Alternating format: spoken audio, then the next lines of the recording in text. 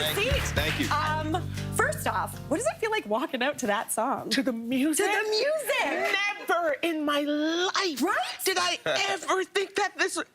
You know what, K.C., before we walked out here, because K.C. and I, we've known each other for a long time. He played my son in some kind of Showtime movie of the week or something. Yeah. And he looked at me and said, we've come a long way. Yeah. Right? Yes. Wow. I cannot even imagine. The Law & Order franchise has had such a huge, dedicated, worldwide following. So what is it like to step into this world and stepping into it from a Toronto Canadian lens? Oh, it's scary. Yeah. It's absolutely scary. Yeah. You just don't want to mess something up that's been working well for so long. Yeah. Right? Mm. It was so scary, I didn't even remember to be scared. Okay. I was in from the moment I heard about it, before I even knew that I was going to be involved in it. Yeah. I just thought it was such a boss move on the part of Toronto because, man, I knew we could do it. Yes. I knew.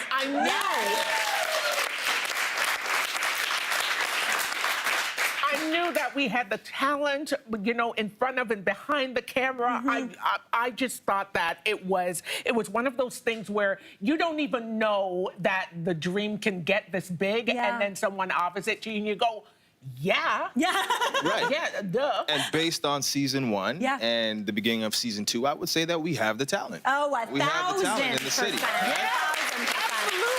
Well, Karen, this is not your first foray into crime, procedurals, crime, dramas. I play a lot of cop bosses. You do. You I don't know if anybody's noticed. Always the boss. Yeah. She's going in. Yeah. Now, what is it about this character, Inspector Vivian Holness, that is different? What is it that you're bringing into this character that's different from others?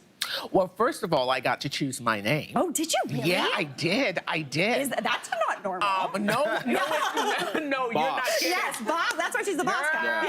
Yeah. So, Vivian is one of my sister's middle names. Okay. And also, with every character I do, but particularly with this one, I try to bring pieces of my own life in. So when I was on Pretty Hard Cases, I had a picture of my father on the desk. What a show. This time I have a picture of my mother on the desk. My friends and neighbors' art decorate my office. Really? So I'm, that I would say, besides the fact that we are in this iconic franchise that we want to make sure we do a really, really good job with,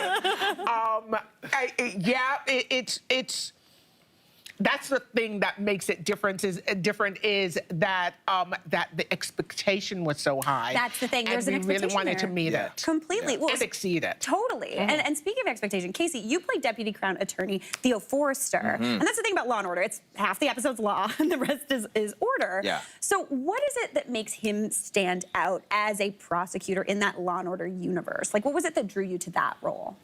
I mean, you know what? To be honest, I had not played a prosecutor to that point, so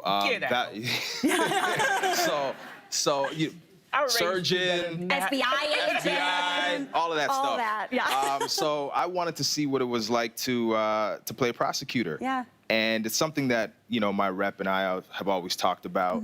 And so when that opportunity came, I just went like all out after it, just all out after it. And I think for Theo, which I didn't get to choose my name. Okay.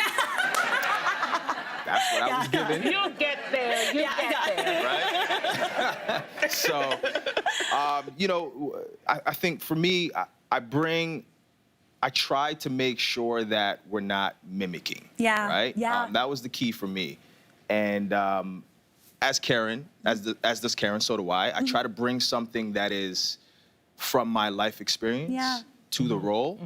And there's a real sense of justice for this character that he needs to bring, and he needs to make sure that it's done correctly, so that nothing falls through the cracks. That's amazing. Well, you both are from, I think, such familiar franchises. Like you've got huge fan bases outside of the world of this type of Law and Order on your own. Karen, you obviously were in Schitt's Creek. And K.C., you were in Lost Girls. Yes.